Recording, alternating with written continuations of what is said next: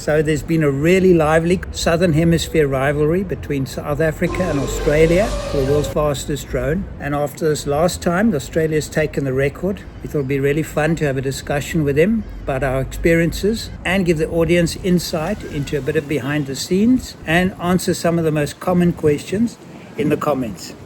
Hey, how's it going? Yeah, Luke, how are you? Nice to meet you. Good to meet you too. So anyway, I just thought it's nice to meet you guys. Seen your faces. Yeah, good to meet you guys too. Really love what you guys have been doing. So kind of got bit into it. So yeah, been following your. Yeah, I mean, likewise for you. Congrats on the latest speed. Thanks. Yeah, it was a little bit close to yours, but that's all right. That's all I could do. So no, that's fair enough. I'm actually surprised you got so much more speed out of it. I didn't originally think there was that much left in it, but when I saw how fast you went, I thought, well, it's worth a shot. I'll chuck on some higher KV motors and see what happens. And yeah, just keeps going faster. Yeah, well, I think we were also surprised with our one. We didn't expect it to. I think when we initially did the last version, because it was like quite a small update, we were actually only really wanting to get over 600. And then I think it was Draw was posting stuff first. I mean, I still don't know what speed he's actually gotten because he's very secretive. But I'm guessing it's well below our speeds. And then we saw yours and then we're like, oh shit, we actually need to go a bit faster. So I guess that's the whole point of like competing and innovation, you push each other. So that's cool. Yeah, and I think there's a bit of like a mental barrier around 600. I don't know if I kind of assumed that, it'd start getting a lot harder beyond 600 k's an hour. And when I cracked 600, I'm like, okay, that's like pretty good. Yeah, exactly. I wonder what the real limit is. Yeah, I guess it's kind of like how that guy Richard Bannister first did he did like the first 4-minute mile or something. And nobody had done that before. And then as soon as he did it, there were just quite a lot of people like soon after that who actually did it, even though it had never been done before. So I guess it's kind of like a like that thing. Obviously that's physiological, but even from a technical side, I think it's still the same kind of a process. But my guess is the ultimate speed limit is going to start to really hit in at about 725. I think at that point, I think the gains are going to become very small from that point onwards, because above that, your props are flying a lot faster than the body. So they are hitting the Mach limit. Your pitch is becoming so crazy. Your blades actually aren't pulling you forward anymore. They're angled so much that they're angled in the torque direction. So they're working to create torque rather than forward thrust. That's just, it's just geometry. Plus, your pitch has got to be enough that you won't even be able to take off anymore because you're going to be at 60-70% throttle. We'll see, because we also don't want to we don't know where the limit is. I definitely think it's above 725. That seems really super conservative. But yeah, it's probably gonna show itself quite quickly. And that's why it's kind of annoying when people are like, oh, soon there's gonna be one that breaks the Mach 1. And I'm like, no, that is not gonna happen, guys. To go like 1,000 kilometers an hour would probably require like at least 60 or 70 kilowatts. So, or something ridiculous like that, So we're not even close to that. Yeah, maybe I'm a bit optimistic. I reckon it'd be possible to crack 800. Probably somewhere between 800 and 900 is my guess. Yeah, I think so too. Not with the current drone. The current drone, I agree, would top out with the current system we've got, somewhere a bit over 700. Yeah. I think over 800 will be extremely difficult. But I think it's possible. I don't know when we'll ever get there, but yeah, I'm sure one of us will get there eventually. I'm actually surprised how well they still fly, even with the props super short and high pitch.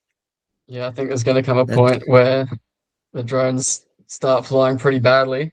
So there's obviously a bit more there to push out of it, but I think it'll come a point where the drones just barely take off. Yeah. We also trimmed ours to like 5.5, and it wasn't any slower. I think it was about the same speed as like 6-inch, or it might have actually been a bit faster, but it kind of felt ridiculous to cut it even shorter that I don't think we even tried. That is tiny. I mean, this is what they normally are. Yes. It looks like it shouldn't even be able to fly. Like the wings are too small. Also, Yeah. the static thrust became really bad because I think ours is quite a lot heavier than yours, so it's limited by that as well. Yeah, but How much you did you say? trimmed You yours. mentioned over 3 kilos at one point. Was that right? Over. I think it's No, like but 3.5, isn't it? no, it's 2.75, 2.8. Are you sure? Yeah, yeah. And without water, it's about 2.7. Yeah, but our Okay. whole water cooling system was just completely unnecessary with the APDs. They're just way better ESCs. They like you don't even have any cooling on yours. Yeah, And you ended I up running thought the you wouldn't. 120s, didn't you? Yeah, we're using the 120s at the moment, and even those are like really good. The 200s will be even better, obviously. They've got a lot more thermal mass. They're so and, chill. like, Yeah, battery. the 200s are barely working.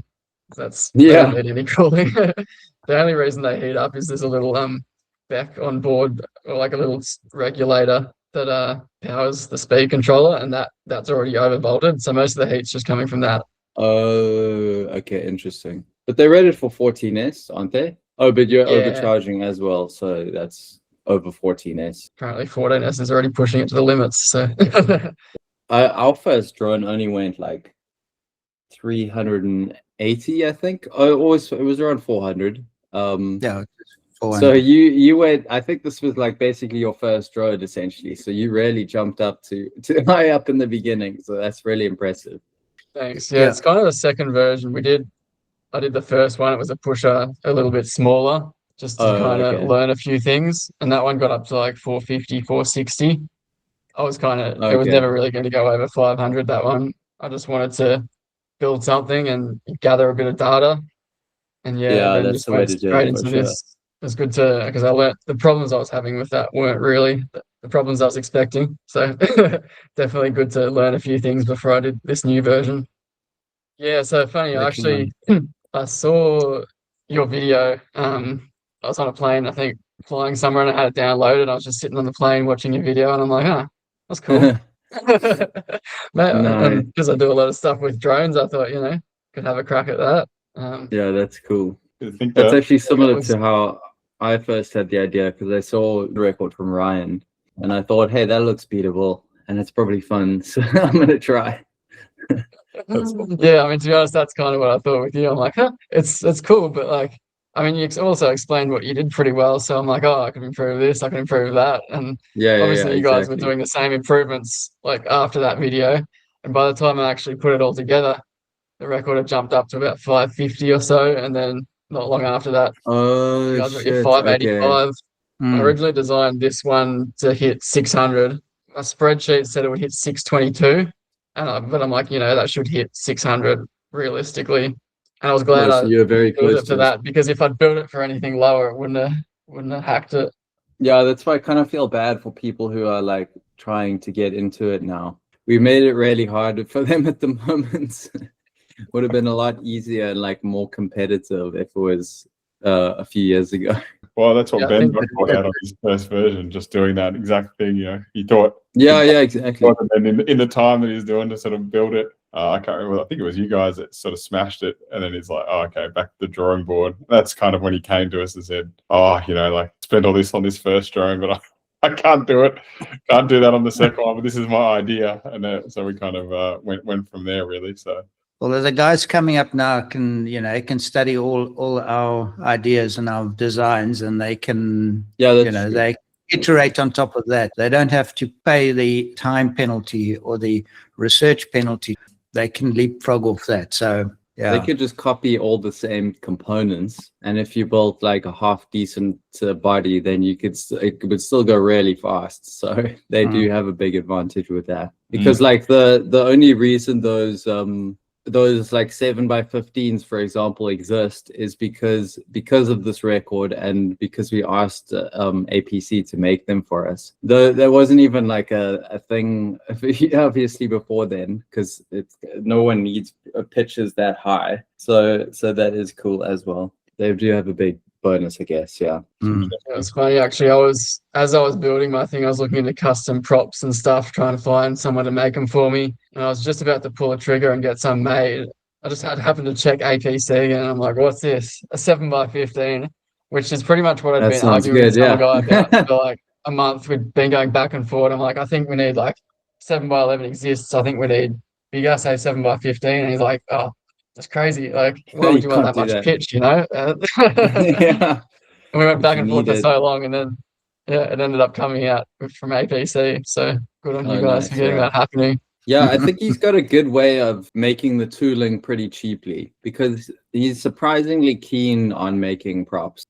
Obviously, it's their job, but like this is a really niche thing, and it's probably not gonna sell a ton. But yeah, I think they also just really enjoy it. So that's really lucky because to get the custom props made like properly with injection molding would be so expensive, like for people like us to do it. So that's really helpful from them. He actually said that props have been selling surprisingly well. And interesting thing is he also made 5-inch high-pitch props, and they didn't sell nearly as well. The 7x15s have been selling.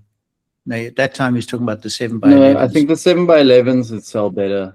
Yeah. They've obviously got a good use case for like war drones, high-speed war drones. So I think that's probably the main market. Do you guys get a lot of inquiries about selling your drones or selling the plans or the design? All the time. Yeah, I'm sure. And Ben obviously has as well. I'm sure you gotten tons of messages. Yeah, it's pretty crazy. It's a bit tiring sometimes. You've got to sort through the shit. I just get annoyed about all the first thing people think of when they see it on YouTube, and there's so many comments saying, oh, this is going to kill people, blah, blah, blah. This is going to be used for war. It's like, people just need to chill out. Like, we're just building stuff for fun. It's like, it's a good laugh, pushing the limits of technology, but people have to make it about, other stuff. Yeah, and I don't think they realize these drones that we make are like super impractical for any war use case.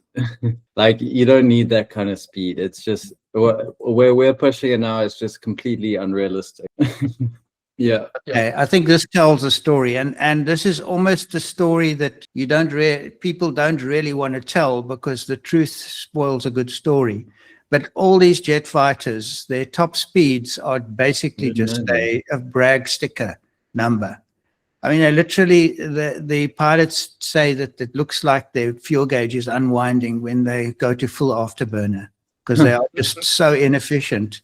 It's not a practical thing. It's just a boast. Their efficient low fuel usage cruise is below the speed of sound. No, I didn't know that at all. Hey? Mach 0.85. And that's what people miss about our drones. They hold it for a split second. You hold it for 100 meters, and then you cut the throttle, and you're just sparing all your battery so you can return and land. So our drones are not practical for any kind of military application because, they need to fly at 200 and have good range at 200. And then the design is very different to actually efficiently fly at 200. Yeah, so ours is it's absolutely not military suited whatsoever. It's for breaking records and for entertainment on YouTube and just inspiring a whole lot of other people. It's super interesting. I actually didn't know about that either. I don't think fighter pilots like to tell the story because it spoils a good story. This is just breaking engineering boundaries, essentially. It's getting ridiculous. I can't imagine trying to hit any sort of precision with this thing. I tried to fly down the runway during the last world record at 600 k's an hour, and it was the first time I actually tried to keep it in a straight line, and it was weaving in and out. Like, it was so sensitive. Oh, really? And the ground's just whooshing past because normally you're flying so high and you kind of just put it in a straight line and go for it. As soon as I tried to actually aim it down the runway, I'm like, oh geez, it's actually pretty difficult. Yeah, we're trying to get him to fly 2-3 meters off the ground. So, jeez, that's ridiculous. Yeah, it's pretty cool when it went past. You couldn't see it against the ground. You needed to get against the sky to be able to see it. Yeah, that's why we put the light in the tail. It's the only way you can really see it from the ground properly is if you fly in the dark and there's the lights in the tail. Then it actually looks flipping cool because you can watch it fly past. Even with the light in the tail, the problem is as it's heading straight towards you, you lose sight of it. And then it's moving so fast, you're actually looking in the wrong place. So by the time the light is visible again, you're actually still searching, and then you realize, oh, wow, it's way ahead. Yeah, because the sound is super delayed, actually. Yeah, You guys noticed that surprised. too. Yeah. It's way. I mean, I never watched it fly past, but I've noticed it's It is. like a good. It's like what it feels like a 1.5 second delay or something, Yeah. which Yeah. doesn't quite make. Does that add up? I don't. Oh, I guess if it's I far away, remember it like will. going to the Avalon Air, like to an air show when I was a kid and seeing the planes fly past and you hear the sound like travel after the airplane. So I guess it's a similar thing happening. Yeah, No, exactly. it's pretty delayed. We've only had the light a few times. I mean, I literally haven't seen the drone for, I don't know, for a year now of flying because it's going so fast. Certainly during the day, you can't pick it up. Need a strobe light on it as well, so that's flashing, hopefully flashing during the day as well. That would help a lot for the audience factor.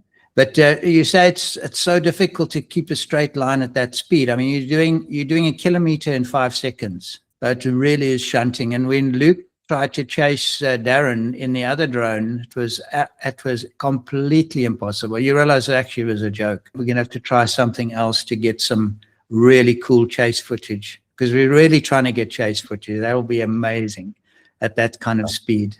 We've been trying to think how So to do cameras- it, but it's like just can't come up with anything. We had the idea of the 2 drones, but they're so fast that like we just, like you said, you just miss it. The Yeah, it's crazy. But you know what? Robert Garderman, he's built some fast ones, and he's got some really cool follow footage of them chasing each other. I think he got in trouble for posting it on Instagram with his boss, so he doesn't anymore. But I think it was probably about 300 km an hour, and they were like tracking each other really nicely. So it is possible, and it looked super cool. So yeah, it probably just takes a lot of practice. Also, maybe not with such high pitch props. Maybe you need to drop to like the 7x11 and do a lower speed, because you lose a lot of like your control authority with those props if you're not going really fast. I mean, even 300, 350, the footage is really cool. Really looks good. Yeah, it is. The last flight, when we did the latest world record attempt, I actually did bring it to 600, and then I went quite low to the ground. I'm looking at it now, and it looks actually pretty good. But I wasn't trying to like line up with a runway or anything. I think that would be a lot harder. So I totally. Well, you're also staying far away from the controller to not lose signal. Yeah. That's funny. I saw you. So right from the beginning, I put an 04 light air in mine, and it was cutting out when I flew past myself. And I'm like, it must be a power issue. Like it must be an issue. Like my antenna's placed badly. And so I went to analog, and then I tried all sorts of things to fix it. And it turns out the whole time it was just because of that effect when you fly past yourself. And it wasn't until I saw your video that I'm like, oh, that's what was happening. And it happened to me that one time at 600 k's an hour, where it just, I knew it might happen too, because I'd seen it happen to you guys, but I thought I was standing far enough back. But yeah, video just goes black, and then I just pulled up and hoped it came back. Did you have it with analog as well, or only with the air unit? No, only with the DJI. Yeah, only with the air unit. I've got a crossfire for my control, so that didn't get affected. Lucky I wasn't using a DJI controller, because I saw what happened to yours when the controller also cut out. Yeah, people always don't understand why I use that controller, but they hate on it. But honestly, it's quite nice, because you have like one less thing to worry about, like the cables coming loose, and it takes up less space then. And like I found the range with the ELRS so often isn't that great, especially when you need to like cramp it all into such a tight body. Yeah, so I like using that controller, but it's even worse when it loses signal like that if you are using it. So at least you had that. At least you could save it, because when that happened to us, the controller also loses, and then there's no coming home from that. Yeah. Honestly, like I've seen how many drones you guys have crashed, and I admire your ability to keep pushing through, because these things take so long to build. No, I know. Maybe you've got it down to you've got it down to a bit of an art, but every time I have to build one, I mean, I've only built 3. Well, I've built 4 actually. 2 of the first ones and 2 of the second ones. I just don't want to crash them, because they're such a pain to build. Yeah, it's a bit of a pain. I think I could build one if I've got all the parts like within a day is reasonable. So it's not too bad, but Yeah, that version 3 was just awful because of the motors and the ESCs we were using. It was so bad. Because actually, version 2 we were using the APDs. For version 3, we just like, firstly they're so expensive, and then also they're like not in stock anywhere, so they're really hard to buy. Oh, maybe not for you because you're in Australia. But then we were like, okay, well, let's try another ESC. So then we did that, and it wasn't working. So then we actually tried the APD again, and that was the one time that an APD has caught on fire. So we were like, oh shit, well, I guess all ESCs just catch on fire then. But I didn't realize at the time, but that one that caught on fire or failed was one that had been sitting in a field for 4 months because we had lost a previous drone, Second-hand one. and then somebody had found it. So I reused the ESCs, and I didn't realize, okay, that's probably why it failed, because that's not really fair on the ESC. So eventually we switched back to it, thank goodness. But yeah, it was also our motors, because we were so set on using those EOS motors, but for whatever reason, the magnets scrape on the stator, and that just causes a failure like right away. Even with the APDs, it'll cause a desync, and then they do recache themselves. But once those motors get so hot, they actually stop working. So that just didn't work. And they've actually sent us an updated design now to test, but even so, we're like really hesitant about it because we've got like PTSD from that. We had so many crashes. And the updated ones look exactly the same, but from what he said, it did sound promising, the upgrades that they made for reinforcing it. So I think I am willing to try it, maybe on like a staggered, like speed up a little by little and just check that there's no scraping going on, because I don't want to crash unnecessarily. So yeah, we will try that out. Although they do have the bigger bell diameter, which is a bigger frontal area. So the Amex ones are nice for that. But even the Amex ones, we started getting a bit of scraping on them too. So we were like, no, screw that. Yeah, we're just going to use the ones that I don't checked scrape. mine, and yeah, I can see like evidence of rubbing just at the bottom, very slightly. You can see where it's Yeah, worn a bit. exactly. So some of them, like you can feel like a tiny bit of slop in the bearings, but I don't know. I designed around those clearly motors, works. they've held up fine. They've held up fine so far, but their new design had a smaller air gap.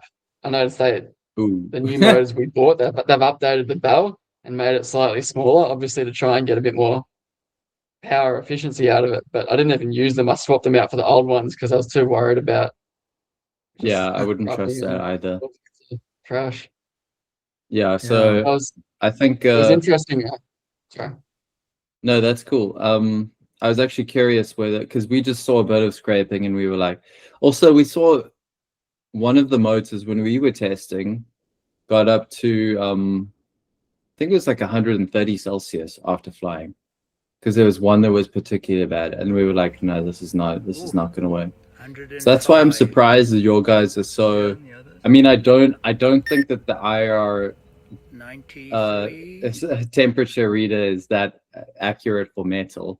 No, that's what I'm guessing, because the temperatures don't make sense. But if you feel it by hand, it seems like yours are still pretty cool. Hey, it's cool. Yeah, like it's like you wouldn't describe it as hot. Like you describe it as pretty like warm. They're definitely cooler than the batteries, and the batteries are like 70 degrees. Maybe the motors are 50 degrees after the flight. But I've got pretty effective cooling. Like they get I think that's why. That's the benefit of yours, for sure. The other thing that might explain it is the fact that you got pullers, and a puller is it's pulling the bell stable, whereas in our case the forces are actually forcing the bell to be unstable. It's almost like a reverse weather vane. Plus, we've got the pulsing of the turbulence from the arms onto one side of the blade, and that will also tend to wobble the bell. Yeah, that makes sense. So that would explain why you're getting lower temperatures and why we saw the Amex getting very hot. That's the best I can explain it. That was actually a big reason when I went to the puller configuration initially, because I built the pusher. And at full speed, I'd always get this yaw oscillation at like 15 hertz that I couldn't really filter out. And I was thinking, like, you got the motor, like, can't describe it. It's pushing on the back of the arm, like, and every like wobble is just going to get exaggerated. And then I was thinking how with aeroplanes and their control surfaces to get rid of the flutter, they mass balance them and they put the weight so the control surface is balanced over the hinge. If that makes sense. Basically just adding weight to the front of the control surface. And I thought, well, similar thing. I put the motor at the front of the arm, having that weight at the front pulling might make it more stable. And it seemed to work, because this thing, like, I pretty much just I put the tune I thought would work. Like, you guys probably know, very low D gain, and didn't go crazy with my filters or anything, and I just flew it, and it was rock steady. And then since then, cool. I've barely adjusted it, so it seemed like, Yeah, it must have really good passive stability then. Yeah, the only weird thing for ours was we had like over like 400, it would start getting into a wobble like this. And to fix that, we needed a really high I gain, which was like quite surprising. But yeah, it was like, I think the I gain was like double the P gain, which is quite unusual. But that's the only thing that would fix it. That seems normal, like, 40 P gain and 80 I gain. That's pretty. Oh yeah, okay, maybe it is. Well, I can't remember like the exact, but it was rare. We had to put it surprisingly high. Okay, that's and interesting. that's what fixed that problem. Yeah. I noticed on Instagram, Ben, when you brought out your latest model and you were talking about tuning, and that normally takes a while. And next thing, you were going super far. You're posting your super fast videos. So clearly that tune was really a walk in the park. Yeah, I had a feeling.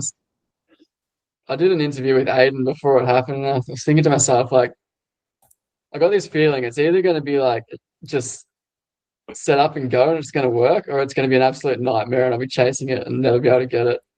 And luckily it was the good option, because my first drone, I had that yaw oscillation. I kind of just gave up because I thought on my new drone the tune's going to be different anyways. There's no point me spending ages trying to chase this and get rid of it. So yeah, I got a bit lucky maybe. There's still a bit of room for improvement. Like, I'm noticing sometimes Ben's like, he does, it's kind of fishtail, like he's saying, and it's exaggerated when it's close to the ground. You can see it when you're up high as well. So I think there's some efficiency there somewhere, that it's kind of not pointing straight as it probably could, It's hunting. I do get a slight oscillation sometimes. It's actually more common into the wind. Just like right at my peak speed, like over 600. A few times it actually slowed me down. In the world record run, it kind of peaked out at 585 or 595 or whatever it was. And then you see it like oscillate a bit and slow down. But I think I've just killed that with some really aggressive your low pass filters. In terms of like our new one, I don't think we're gonna be doing anything anytime soon, because we're currently just developing ideas for like the version 5, and that's going to take a few months to obviously get everything ready and stuff. So I don't think we're going to like try and push to like just break your record now or anything like that. So just so you know, we're going to chill a bit. Also, because our drone that I'd prepped took so long to prep for actually crashed when one of the propellers came off when we were doing 360 flying. I think there was a massive shake from having the camera in the tail, and then I think it actually knocked one of the nylon lock nuts loose, so the propeller completely came off and it crashed the drone. So we got a second one, but it's not fully like sanded and prepped, and I don't think I feel like doing that at the moment.